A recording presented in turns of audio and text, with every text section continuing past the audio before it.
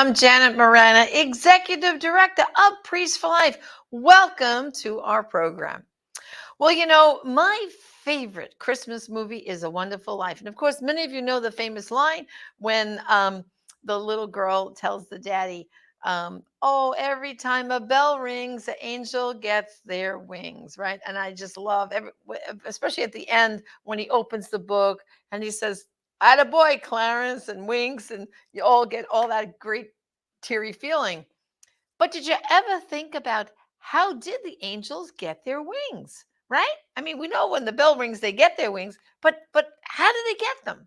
Okay, the bell isn't giving them their wings. Who's giving them their wings? How did this all happen? Well, I have a special treat for you. Today, we are going to learn about this brand new book by my dear friend Anthony DeStefano. And first, I'm going to let you listen to the story. And when we're finished listening to this wonderful story about how the angels got their wings, you're going to get to meet the author himself. And boy, oh boy, am I going to grill him about this book. So let's listen now to how the angels got their wings.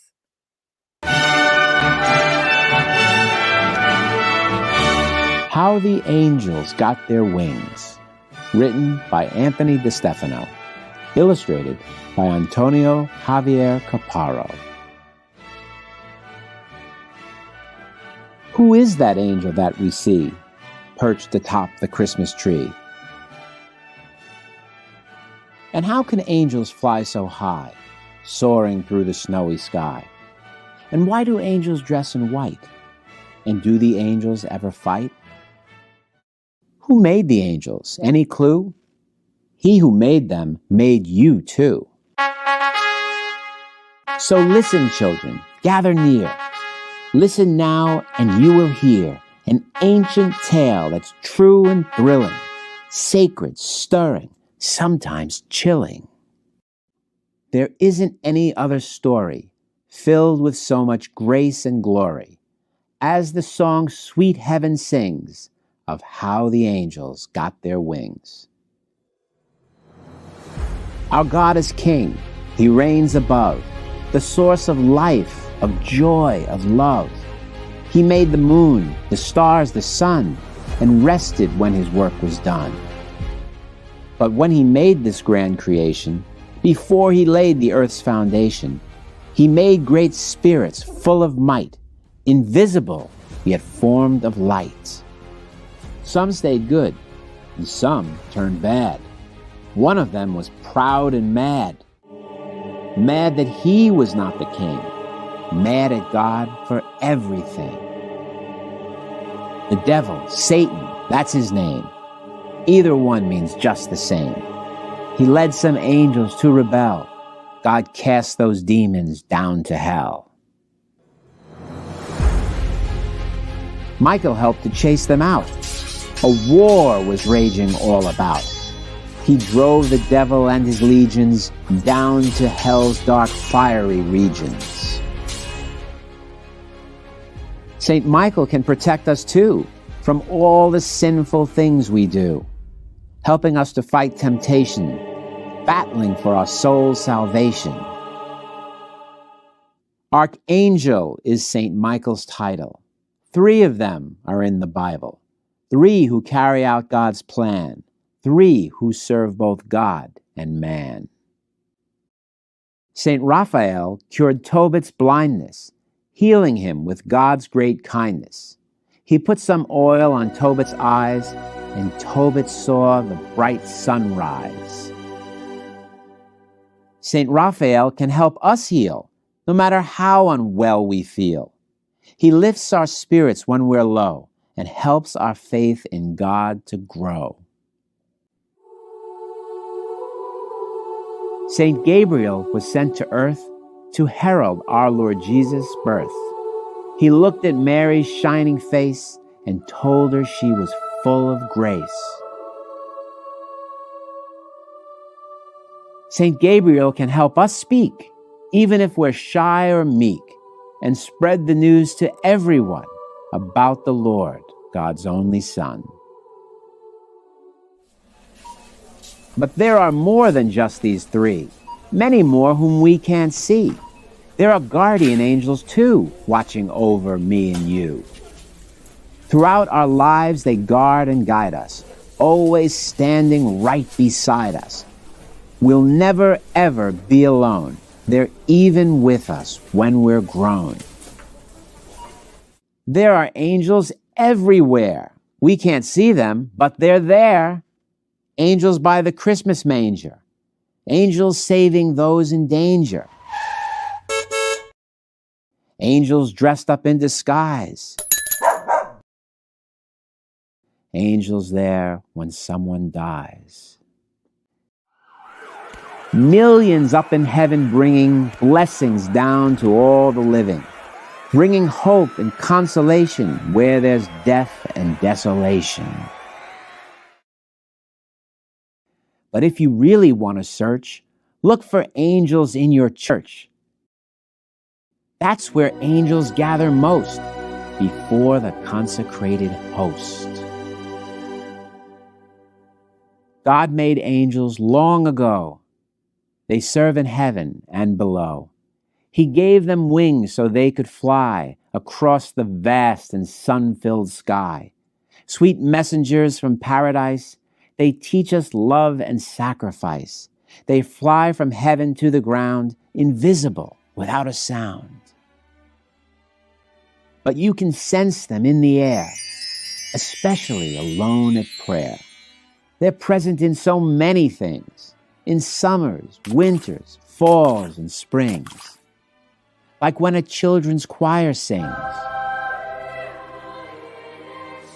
or when a morning church bell rings, or in a mother's love that clings.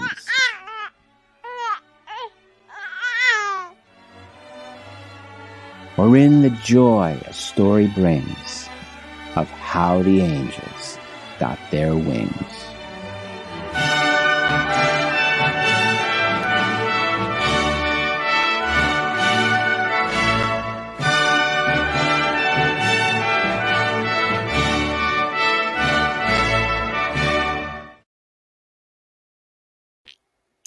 I hope you enjoyed that. And now I'm going to introduce to you the author. And this gentleman has been working with Father Frank and I here at Priests for Life. He's one of our executives. I mean, Father Frank and I, we're out there in front speaking, but it's Anthony DeStefano behind the scenes that keeps everything running on time. And so right now, the famous author, Anthony DeStefano. Welcome to the program, Anthony. Thank you, Janet. You always give me such a big send-off. So, okay, so how many children's books, this is the most recent, how many have you written thus far? I think there's 15 or 16. It's around that number. I'm not exactly sure, but about 15. They're all amazing. Of course, Thank you. my favorite is still your first, Little Star, the Christmas story. That will always remain my favorite. But how the angels got their wings, you heard me refer to It's a Wonderful Life, you know, Clarence, and every time the bell rings. Like, what gave you the idea for this particular book? Well, you know, the story of the angels is very compelling and it's very entertaining. You know, it's got everything. It's got the battle between good and evil. It's got all these interesting characters like Satan, the ringleader of the demons, and Saint Michael and Saint Gabriel and Saint Raphael, the archangels, and it's got guardian angels. You know, it's much better than any of the cartoons that kids watch on TV and any of these Marvel comic book movies. And of course, it's got the advantage of being a true story. Angels are real. They're not make-believe. They're not fairy tales. And the invisible world is real. You know, so, and I think that's good for children to learn that so that they don't become these atheistic, secular materialists. So I've always wanted to write a book about angels for children. But then, you know, you hit the nail on the head. When I was this last 2 Christmases ago, I was watching It's a Wonderful Life for the billionth time. And that particular line about how does an angel get there, or about angels getting their wings when a bell rings, gave me the inspiration to say, that's something I could springboard off of with a nice title, like How the Angels Got Their Wings. So I had the idea all along, but as so often happens with me, something gave me the title. I think it was probably my guardian angel who gave me the title. And that's what made me write the book finally. Well, and talking about guardian angels, Anthony, when I was a little girl, I went to Catholic school. And so we were really taught a lot about our guardian angel. We were all taught that guardian angel prayer to say to our guardian angel. But I think, sadly to say, in the world we're living in, I kind of think people are forgetting to teach children, right? Because, I mean, if you learn about your guardian angel as a child and start praying to them when you're young, it can carry you through in adulthood. But don't you find that the guardian angels are kind of getting forgotten? Yeah, they're not only forgotten, they're pretty disrespected. Imagine if you had a friend or a family member who kept helping you throughout your life, in many different ways, even in unseen ways. And then when you saw this person at a party or something, you didn't even thank him. You didn't even say hello to him.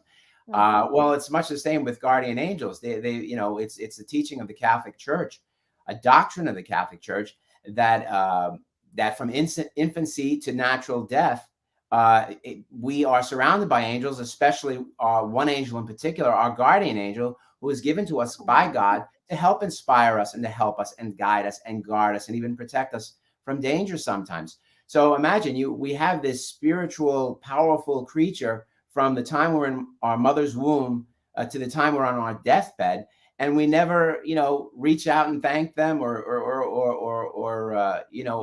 even give them any notice whatsoever. So I think you're right. We have to stop being rude to our guardian angels. And I think especially in today's day and age, Janet, I'm sure you'll agree, we're in an age of loneliness. I mean, Right. all these cell phones and the tablets and the iPhones and the video games, these encourage children to go inside themselves.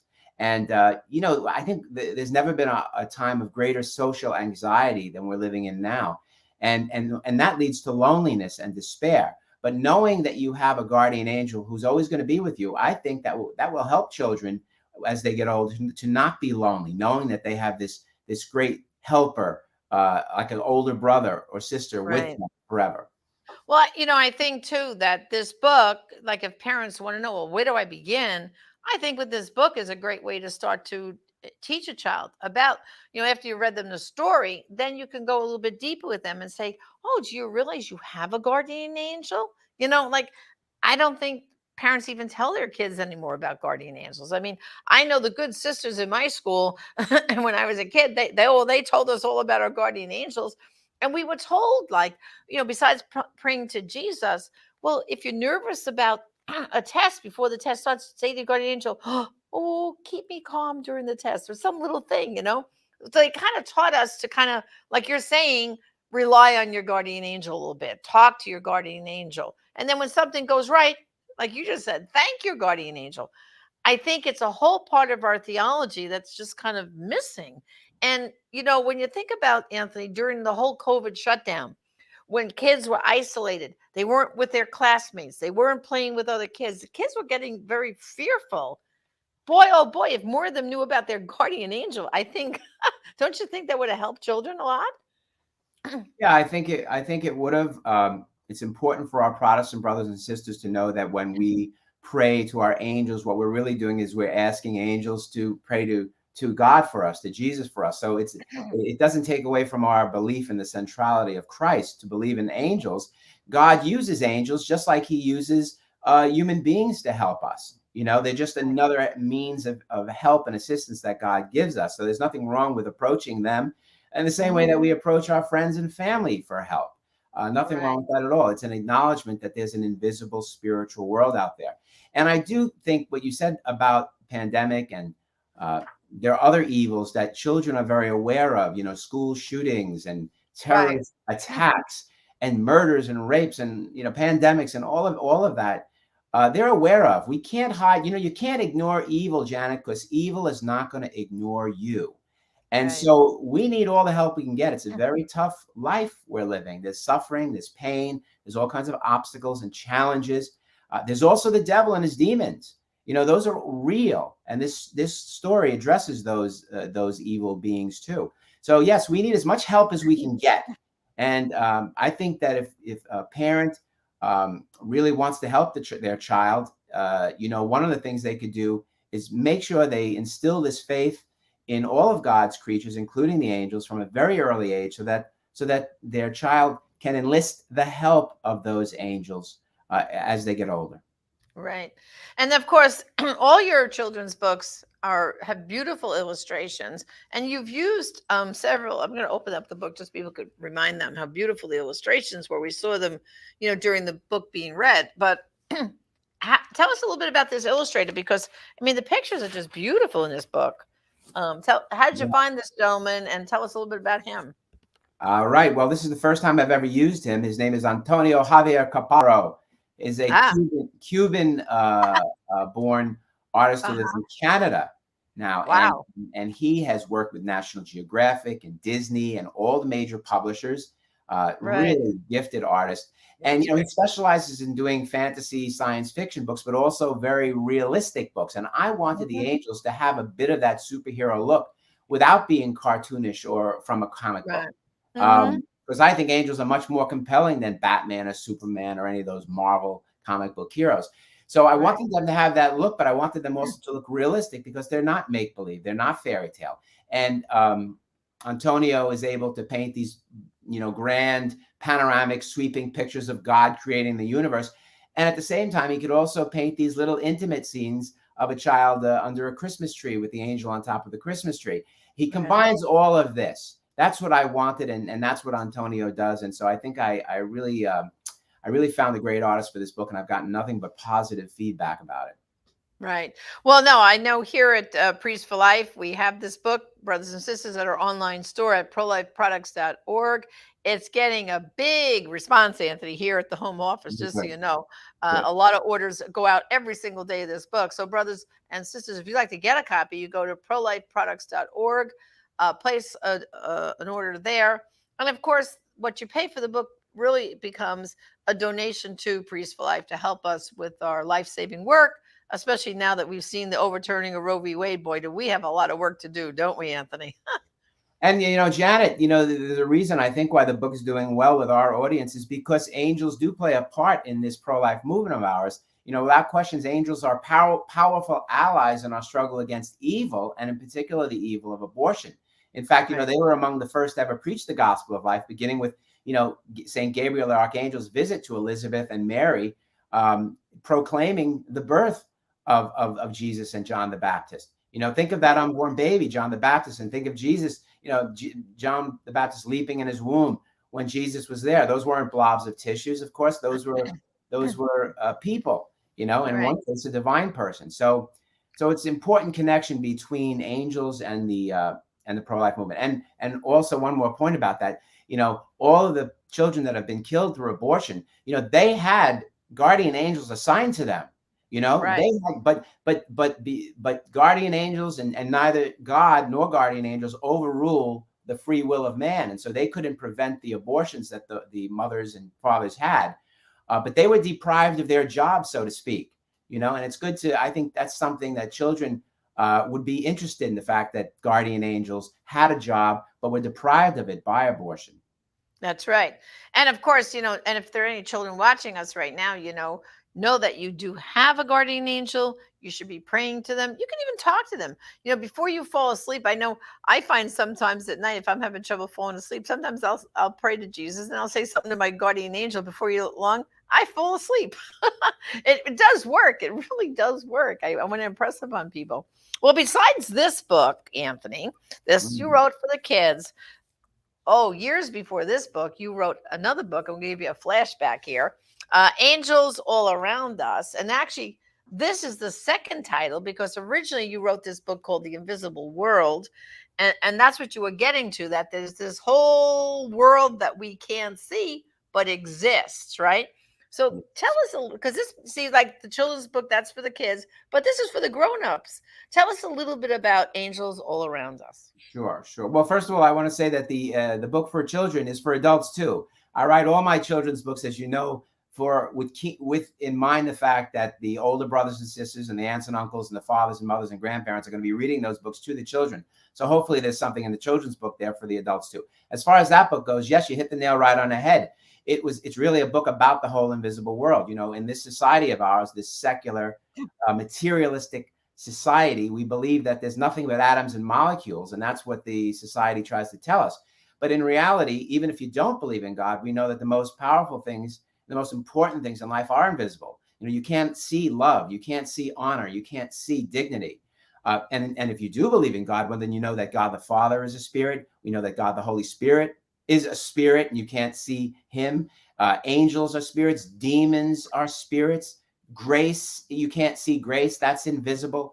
So there's this whole, as you said, invisible world. And if we want to make sure that our children are not taken in by the propaganda of the anti-Christian, secular, materialist society, then I think we should start instilling them and remind adults about the presence of these invisible spiritual realities. And that's the purpose of that book right there. Right. And so here at Priest for Life, Anthony, we are running a great deal.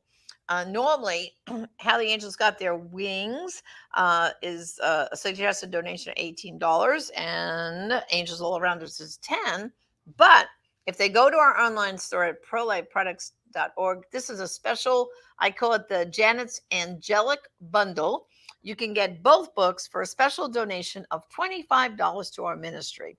So if you go to prolifeproducts.org, you can place an order for How the Angels Got Their Wings and Angels All Around It. Of course, if you want to order them individually, that option is still there. And, it's so funny, Anthony, we just had someone call our office the other day, and they have 6 grandchildren. So they placed orders for 6 of these books, but they wanted them shipped directly to the 6 grandchildren all over the country. So very nice. I love that. And I want to say also that make sure that everyone out there knows that I'm not getting any money from the sale of these books. All that goes to the ministry, to the pro-life work of Father Frank Pavone, and all the good work that you, Janet, and everyone there at Priest for Life does. That's right. And so people should know that, Anthony shares his talent here of writing these books with Priest for Life. And in addition, Anthony heads up our entire fundraising team, our finance department. And so it's Anthony and his team that kind of helps all the projects that, Priest for Life does through Father Pavone. It all is made possible because of Anthony's tireless dedication to us. Anthony and I have been working with Father for over 30 years together. And so, Anthony, did you ever think we always believed we were going to see Roe v. Wade overturned, but all these decades together, it actually happened. We're still here and it happened, right? Isn't this exciting? It is. First of all, you're being too kind to me when you say all those nice things. I just oversee those departments. I'm not the one who runs them. We have great people at Priest for Life. I don't do too much compared to you, let's say. But no, I did think that we were going to overturn Roe versus Wade, but not for many more years. I didn't think that it was going to be something that I would see, this quickly. Actually, we have been working at it for 30 years now, Janet. But it's still a shock. And of course, the work's not done, as you know. It's just a milestone, as Father Frank says. It's not the final victory at all. We won't have final victory until abortion becomes unthinkable, as Father Frank says. That's right. I really thought, this January we'll have we would have had the 50th anniversary of Roe v. Wade. We'll still mark that anniversary because it's still, to me, the American Holocaust.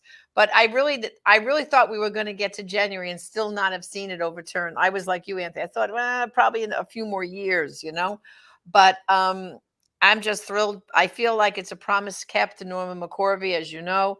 We promised her we would keep working at it till we saw, and she's the Jane Roe of the Roe v. Wade. We keep working till it happened, but it really did. But to go back to your books, I just want to tell everybody, first of all, believe it or not, Anthony writes these books after his workday at Priest for Life. If you can imagine, he's very talented. Weekends, evenings, or he gets up at the crack of dawn. He gets an idea early in the morning.